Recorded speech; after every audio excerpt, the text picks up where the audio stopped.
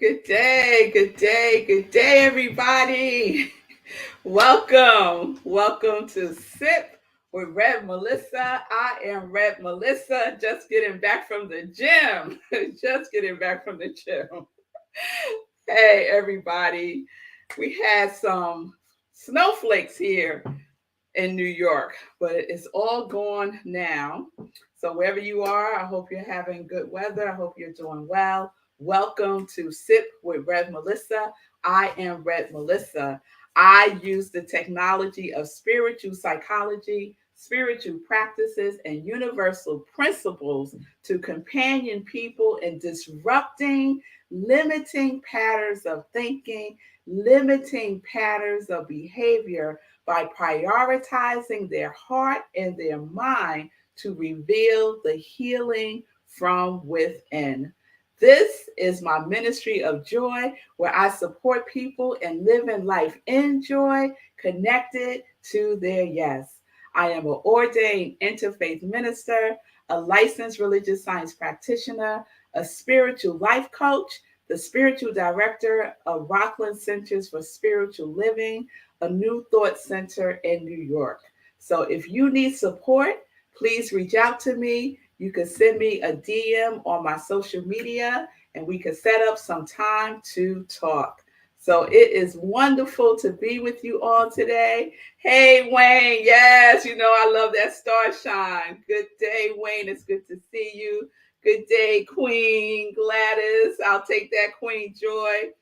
Good day, Simone. Good day. It's good to see you. Good day, say cool. Yeah, we had snow this morning. At least up here in my parts of New York, we had snow. So good day and God bless you also, Wayne, sending out love to all the light-hearted souls. So thank you all for being with me live today. It's always wonderful to be with you all. So, yesterday, I wasn't sure if what I was talking about was going to be like a one off show or it was going to become a series. And so I decided late last night, actually, that I think it's going to be this week's series, and we'll see how it goes. So yesterday I was talking about the fact that yesterday commemorated the assassination, the death of Gandhi, and it also was the start of the season of nonviolence. So yesterday started the season of nonviolence. And one of the things that Gandhi said is a man is a product of his thoughts. What he thinks, he becomes. We are a product of our thoughts. What we think, we become. You are a product of your thoughts. What you believe, what you think, you become. And he is known as the father of nonviolence, the father of non-resistance. And he was a great influence. If you didn't know this, he was a great influence on Reverend Dr. Martin Luther King's um, movement of nonviolence. So, yesterday I was sharing how we can apply those principles of non resistance and non-violence towards ourselves and how we treat ourselves and how we think about ourselves and how we hold ourselves in consciousness, right? Yes, Lindsay. Yes, Linda. Yes, Wayne. All the things, right? How are you holding yourself in consciousness? And I know there was a time in my life, especially my teenage years, where I was the way that I viewed myself, the way that I thought about myself, the way I perceived myself was pretty violent. I didn't like myself very much. I didn't see myself as worthy. And that is an act of violence towards myself. And so I provided an invitation yesterday for all of us to start to think about how we treat ourselves, right? In what ways are we resistant to changing our patterns of thinking, our patterns of behaving that no longer serve us, that can really be harmful and hurtful towards ourselves and towards others? So, being critical of ourselves is an example. Beating ourselves up about something that happened in the past, something that happened today, can be viewed as an act of violence. Unforgiveness, this is a big one. Have you ever considered unforgiveness as an act of, of violence towards yourself and others, right? Holding contempt, holding, withholding love, light, forgiveness can be viewed as an act of violence towards ourselves. So I got to thinking about this whole idea of being nonviolent towards ourselves and others, because Lord knows there's a collective consciousness in this world about violence, right? And an activity of violence that happens every single day, right?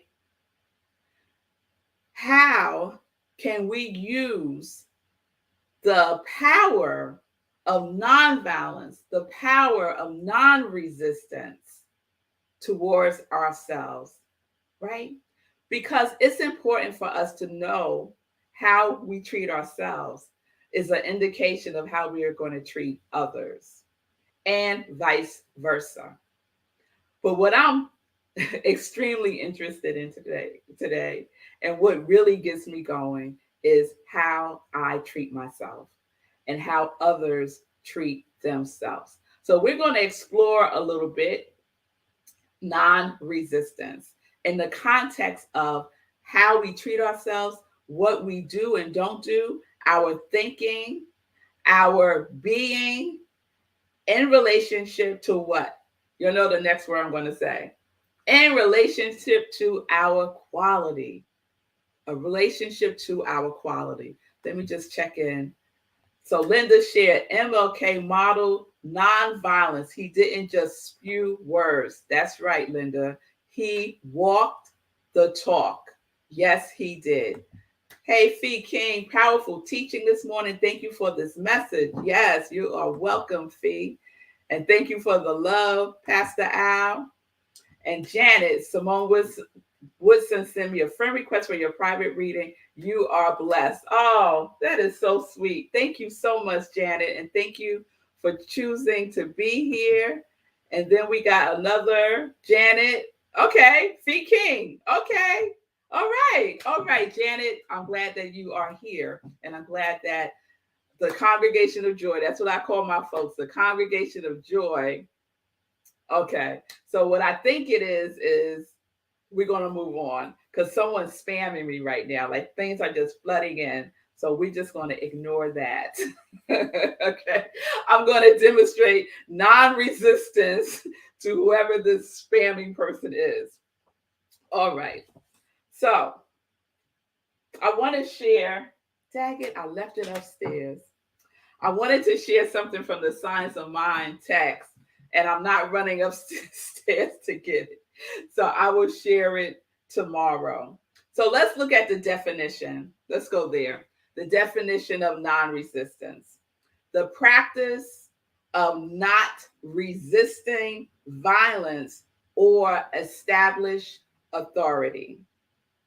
The practice of not resisting violence or establish authority. Establish authority. All right. So you might be saying, okay, Rev Mel, how am I applying that to my life? How am I going to use that in the day-to-day? How can that be applicable? How can I make that applicable to me? So let's just break this down a little bit. The practice of not resisting violence. So when we apply this to our way of thinking, right? Our patterns of thinking, our patterns of belief, our patterns of speaking, our patterns of doing, our patterns of being. When we apply it to that, and that's what I'm applying it to, the practice of not resisting violence. So we're not resisting violence. What we are what I just had a thought that I'm going to share in a moment. What we are doing and being non-resistant to our patterns of thinking, we're not doing a spiritual bypass. A spiritual bypass is when you act as if something that is really happening, something that you are really feeling, something that you are really thinking isn't. That's called a spiritual bypass. That leads you nowhere. That is a circle. It takes you in a loop. It takes you in a loop because you're going to keep experiencing the same things over and over again because you can't bypass your growth. You can't bypass change. You can't bypass transformation. You have to go through it. You have to go through it by being in it, by sitting down and seeing what is there to be healed, right? So we don't do spiritual bypass. What we do is we transform. We change our thinking. We change our pattern of thinking. And changing our pattern of thinking, to me, is a form of non-resistance. We're not getting all caught up in, oh, I'm unworthy. I'm unworthy. No, we're not going to get all caught up in that. We're going to recognize it for the lie that it is, and we're going to change our thinking about it. And then we're going to make sure that everything that's related to worthiness, and I'm just using worthiness as an example, everything related to worthiness is aligned in our lives. And it's not, I was going to say it might not happen overnight, but hey, Buddha make a miracle. It could happen overnight. But for most of us, it takes practice. It takes practice to see ourselves through spiritual eyes. It takes practice to hear the still small voice, our intuition, our God speaking to us and through us, as us. No separation. No separation at all. So this is how we get to practice non-resistance and non-violence towards ourselves, by transforming the limiting beliefs, by replacing them with the truth.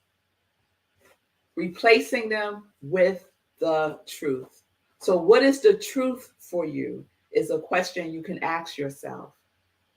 When you find yourself in a space of like really criticizing and beating yourself up about something, when you find yourself in that space of violence towards yourself, make a statement of truth. Say a statement of truth and feel it from the bottom of your soul. Feel it in your heart and in your mind. This is how we practice non-resistance. We're not resisting anything that comes, because everything that comes for our highest good. I truly believe that. The most messed up things in the moment doesn't feel that way. But we know from our own experience that the hardest things have been the greatest gifts and blessings in our lives. Yes? And so the invitation that I'm extending is to know that as you're in it, because most time we know it from perspective, right? Oh, last year when that happened, now I could see how that grew me.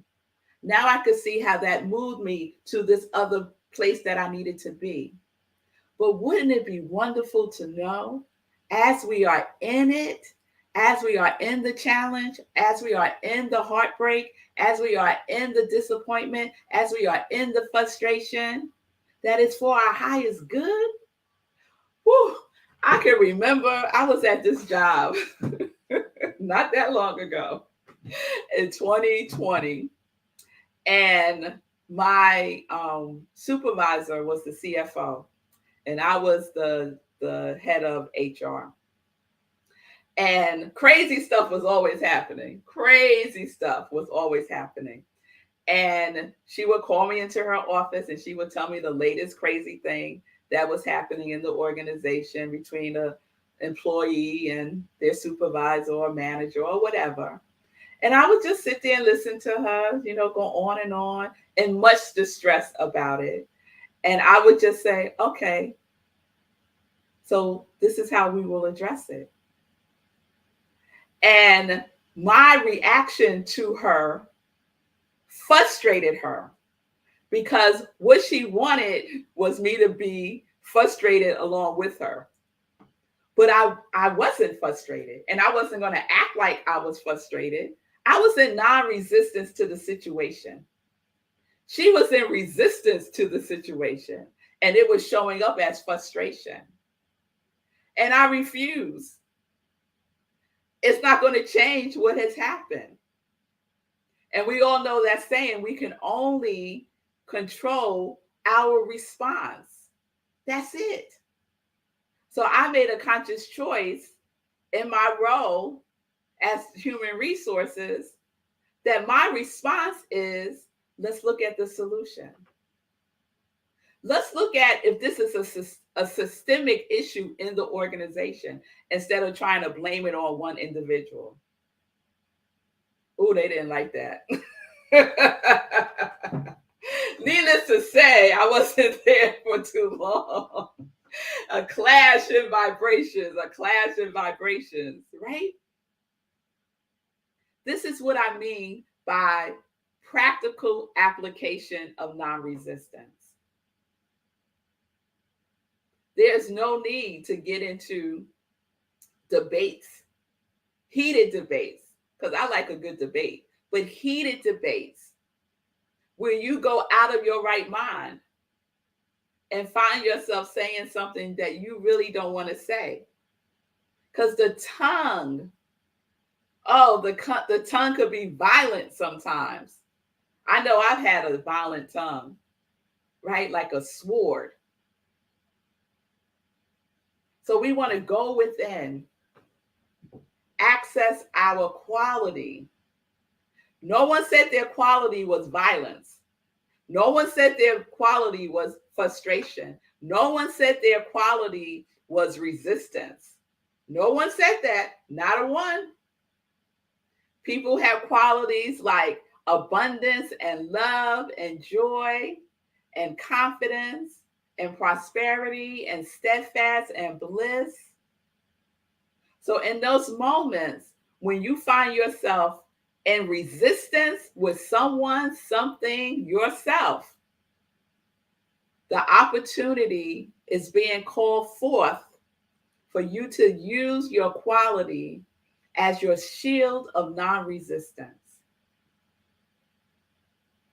You don't have to do anything about it, but show up as the truth. Show up as the truth of your quality. Show up as the truth as your quality. Try it out. Try it out the next time someone pushes that button, and someone will. Hey, we take a moment and we pause,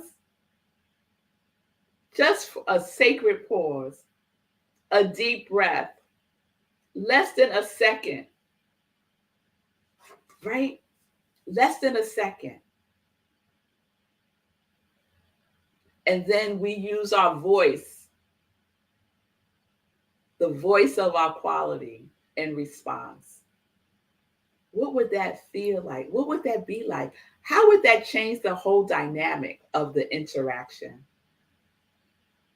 Yes, I see you, Gladys. The tongue has a mind of its own when you lose control. Yes, it does. when you lose control. That's how a lot of violence happens, because people have lost control of their right mind. Yes? So we know. And when you know, you cannot know. You know. So it's up to us to be that demonstration. It could be 1 out of 1,000 people. You are the one to be the demonstration, like Gandhi, like Martin Luther King, at our micro level in our lives. We can influence our circle and have that ripple out. Yes? Is this making sense? Is this making sense? Yes, Lindsay, show up in the truth with a capital T. Show up in the truth as the truth. And we know that famous saying, right? From the Bible, the truth will make you free. It will make you free. All right, y'all. So we're going to see where we go on this journey of non-resistance this week. I'll share what I wanted to share today from the Science of Mind text, and we'll continue on. So right now, let's get into some joy news. Let's get into some joy news. So, how is everybody doing? I hope you are doing well. I know that you are saying your quality incantations, affirmations, declarations, revelations every day, throughout the day. Yes, I know you are. Keep it up. Keep it up. So let's see what we got going on. Today is Tuesday. Yes, Tuesday is the 30-day mental diet class. It is the 30-day mental diet day. So shout out to everyone who is taking the 30-day mental diet class. We are having a good time. We're having a good time. So the next time I do it, and I will do it again, sign up. Sign up. Don't live in no regret about it. If you decided that you waited too long, no regrets. There's another opportunity coming. Tomorrow, I will be doing the power of visioning tomorrow, 7 p.m. Eastern Time on Zoom. You can go to rocklandcsl.org, click on Hour of Power, and all of the information will be there. Let me see if I have. Yeah, there's a little banner for it. Our Hour of Power is every Wednesday, 7 p.m. And the first Wednesday of the month is the power of visioning. So we get to ask spirit questions, and then we listen for the answer by by opening ourselves up to the power of love, an atmosphere of love. So please join me for that tomorrow, 7 p.m. Eastern Time. Let's see, Thursday, Friday, Saturday, Sunday. Okay, Sunday. Sunday at 10:30 a.m. We have two things going on at the same time. We have Living Life in Joy with Rev Melissa. It will be recording. It will probably be a replay of my sermon. So please tune in for that. If you missed last Sunday, I replayed my guest appearance on Reverend Gina's show, Finding the Joy in the Journey. We had a wonderful time. It was a 1-hour show, and we had a time. So if you missed that, please catch the replay. And then also on Sunday, I'm excited because this Sunday is the first Sunday. And at the first Sunday, we go to service in person. So that's a picture of the beautiful Tappan Zee Bridge and how they lit it up for Pride Day. And we have service at 10:30 a.m. Eastern Time. This Sunday is in person at the Rhino Comedy Club. That's right, y'all. We have service at the Rhino Comedy Club in Suffern, New York, in Rockland County. And again, you can go to rocklandcsl.org for the information. You can also check us out on Zoom, or you can check us out on Facebook. We live stream the service on Facebook. Some save the dates. Our next meditation with the moon is happening on February 6th at 8:30 p.m. right here where you're watching me now.